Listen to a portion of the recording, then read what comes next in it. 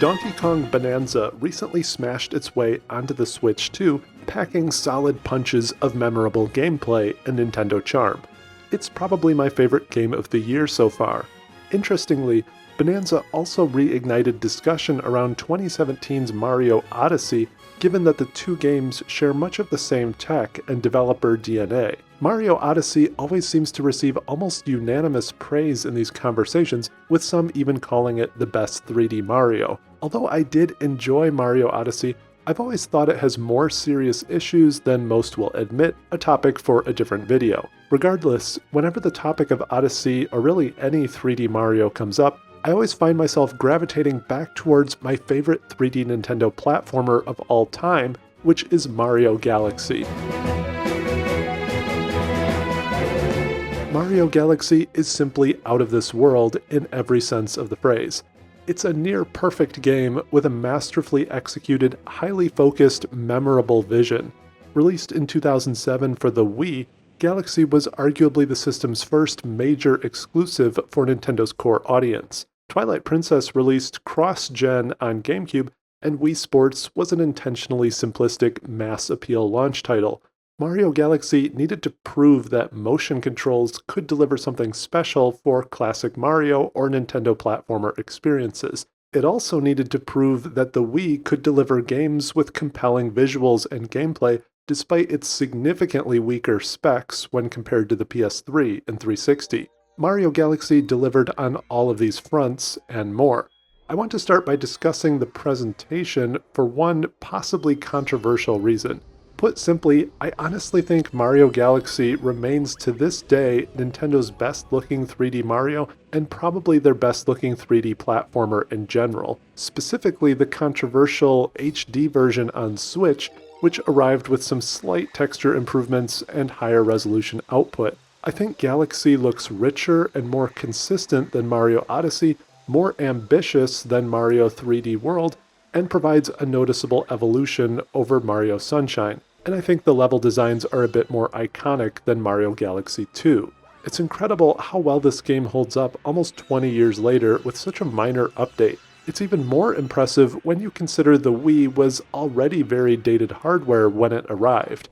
Mario Galaxy is obviously far from Nintendo's most impressive game on a technical level by today's standards, but it remains a testament to how strong art design scales and endures. The art style and presentation of this game is often beautiful. Levels are rich and colorful and impressive in scope for the hardware. It's surprisingly satisfying to watch Mario blast across these huge expanses with scenic views over and over. Many of the planetoid surfaces have sort of a slightly soft, almost velvety look or slightly crafted appearance to them that I think fits the game perfectly. There's also plenty of great effects all over the place, including various impressive fire and ice levels, almost strangely good hair rendering on certain creatures, as well as some truly impressive water effects. I think Galaxy had some of the best water of that entire console generation. It looks great beneath the surface, and when you're splashing and racing across the top, and it feels lively and interactive. There's one aspect of the visuals I really want to highlight, which is that Mario Galaxy looks very consistent artistically throughout the entire experience, while still providing a ton of variety. This is something that I've found kind of odd about some of the more recent Nintendo platformers, such as Mario Odyssey or even Donkey Kong Bananza, which share the same engine. These are good-looking games, but some levels or elements look very different from one another, or one element impresses while another falls short, and I don't just mean in terms of art or level design. It's almost as if certain elements are from a completely different game or running on a different engine. I think Odyssey in particular has some strange visual diversions, such as the battle with a dragon that looks like something out of Xenoblade Chronicles, when compared to something like the food level, which is very bright and colorful and has almost a cel-shaded type of look to it. Some surfaces attempt to have very detailed textures, such as this forest level, while others are very flat and simplistic looking, such as this jungle level, which again almost looks like something out of a different game when we look at them side by side. Again, I like Odyssey, but I think it's a bit of an uneven experience in a few different ways. On the topic of presentation, I also think Mario Galaxy has the best soundtrack of any 3D Mario. The orchestrated lineup of songs fit perfectly with each level and are often truly beautiful, and they're mixed effectively with more retro MIDI-style music. Memorable tunes from Gusty Garden or Battle Rock Galaxy add personality to these levels and help bring the game to life. Some of them are even surprisingly emotional. These are songs you're likely to remember for years after you've spent a meaningful amount of time with the game. So Mario Galaxy is arguably the best looking and sounding 3D Mario, but I think it's also the most interesting to play.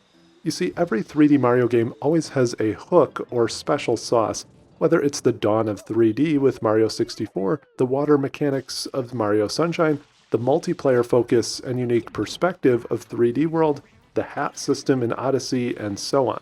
But Galaxy introduced both motion controls as well as the unique gravity-driven gameplay. The pairing of these two systems is sort of genius. Mario Galaxy often takes place in outer space or in the atmosphere of strange worlds, so the floaty and sort of loose nature of motion controls are a natural fit. If you follow my channel at all, you know I almost universally hate motion controls. In fact, it's why the Wii is my least favorite Nintendo console. But Mario Galaxy gives me a reason to love the system. The motion controls are simple and intuitive rather than trying to mimic complex real-life actions like swordplay or aiming a weapon. Mario Galaxy uses motion controls for interesting, nuanced interactions with the world that rarely feel intrusive. Whether it's pulling Mario along a path of stars, waggling the remote for a spin action, pulling Mario back like a slingshot, or collecting and shooting star pieces at enemies, the motion controls always feel present and fairly natural without getting in the way. The only exceptions to this are the occasional balance ball or racing segments where the imprecision of motion controls can become irritating. The motion controls also don't work well on the Switch consoles without using detached Joy-Cons, but of course the original game wasn't designed with traditional controllers or mobile play in mind. I actually prefer the Joy-Con experience over the original Wiimote pointer. Since they're both gyro-based, you don't always have to be pointing the controller perfectly at a sensor bar below the TV. Anyway, the gravity-based gameplay is the other interesting core gameplay system, and it allows for meaningful variety in the level designs. Planets come in all shapes and sizes and have their own center of gravity with varying strength, which enables you to run and jump on any surface or angle. And there's clever sequences where the direction of the gravity keeps changing, such as this Bowser Factory level where you have to jump between different moving shapes to make sure you're on the right side when the gravity changes. It's also impressive how polished and bug-free the gravity gameplay remains throughout. There's many levels or scenarios where you're taking huge leaps and flying around circular objects or transitioning between objects with different gravitational pulls. You're constantly changing direction, perspective, surfaces, and so on. I think this gameplay actually feels more involved or nuanced than some of the newer platformers. The planetoids really seem to have their own gravitational fields you can drift in and out of. This was probably a nightmare to program and animate, but it feels smooth and impressive in practice even today. There's almost never a situation where gravity behavior feels buggy or unexpected. Nintendo seemed to have an endless supply of creative ideas of how to use the combination of motion controls and gravity. There's scenarios where you're running between the top and bottom of the same level in order to progress, or platforming along the side of a giant spinning cylinder, or another segment where you're climbing different sides of a huge toy to disassemble it. Galaxies where you're pulling Mario along between dangerous obstacles using pointer controls, racing downwards on the ceiling of a glass box as sand fills from the top. Nintendo had so many ideas for this combination of gameplay elements that they created a direct sequel with Mario Galaxy 2, extremely rare for Nintendo. We'll come back to that. Galaxy is brimming with interesting ideas while maintaining traditional platforming elements and segments that don't feel chaotic or gimmicky. I think the deep gravity mechanics, when combined with motion controls, simply provide more potential for interesting gameplay scenarios than the special twists we see in other Mario games. For example, I think the Flood water gun in Mario Sunshine is fun for traversal and splashing enemies, but it just doesn't allow for as many inventive situations as we see in Galaxy. Or the hat system in Odyssey, although it's plenty of fun to take control of different enemies or objects, in many cases the hat essentially just replaces a set of power-ups or feels like a mechanic from a Kirby game where you just give the main character the ability to acquire power-ups from other characters.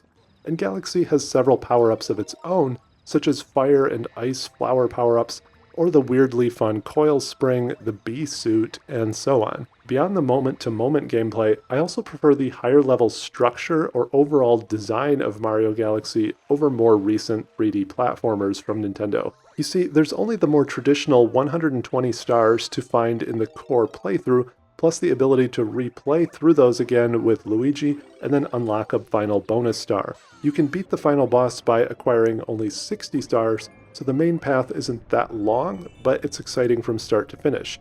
It never feels like Galaxy runs out of momentum up to the very end and it leaves you wanting more. In fact, the final set of Galaxies are some of my favorites.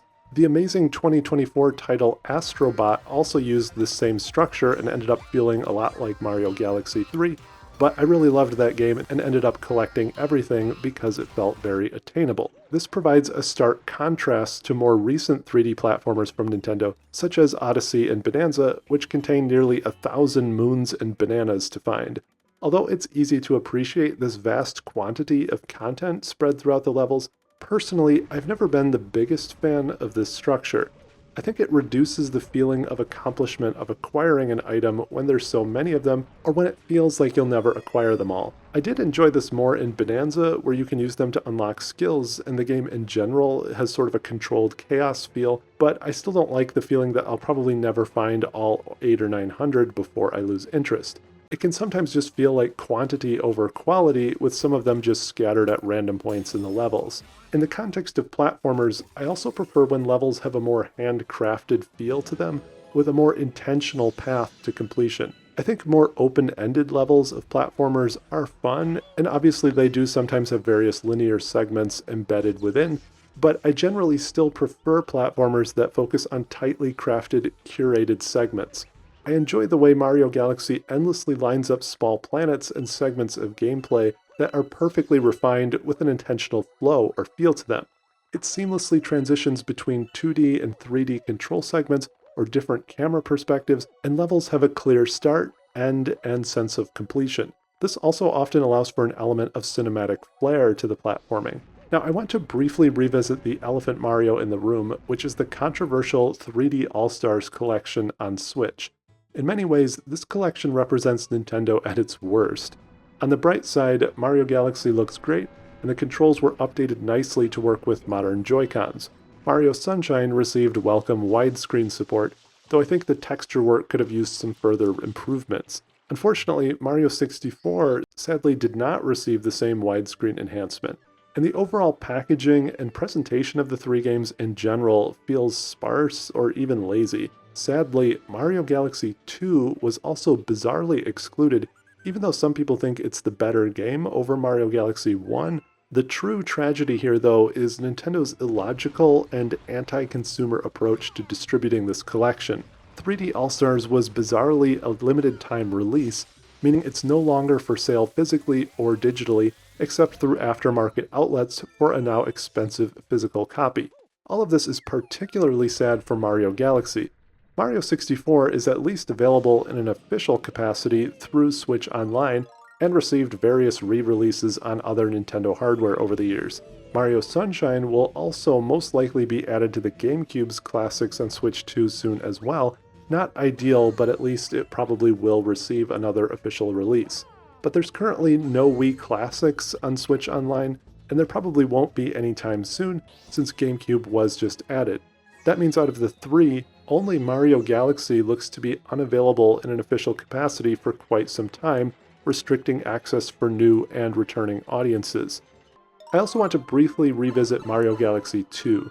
Many reviewers and gamers seem to think the sequel was actually an improvement over the first, and in some ways I can understand that perspective. The gameplay is very polished and further refines everything introduced in the first game. However, for me, Mario Galaxy 2 was just never quite as memorable. The levels are great, but not as nostalgic, or they don't stick with you long after you're done playing. And the same applies to the soundtrack. It's great, but maybe not as memorable. There's also no charming hub area like the planetarium from Galaxy 1, which lights up and opens up as you unlock more galaxies, and even provides story-building moments. It might sound trivial, but I think it's important contextual glue to really pull everything together. Galaxy 2, on the other hand, primarily just has you select levels one after the other in a row, much like old-school traditional Mario games. Galaxy 1 also has more memorable opening and closing sequences that really bookend the experience nicely. In some ways, I think Mario Galaxy 2 feels like a giant DLC pack to the original, more of the same greatness, but it doesn't quite have the same impact as the original title. So what are your thoughts here? How would you rank Mario Galaxy compared to other 3D Mario games?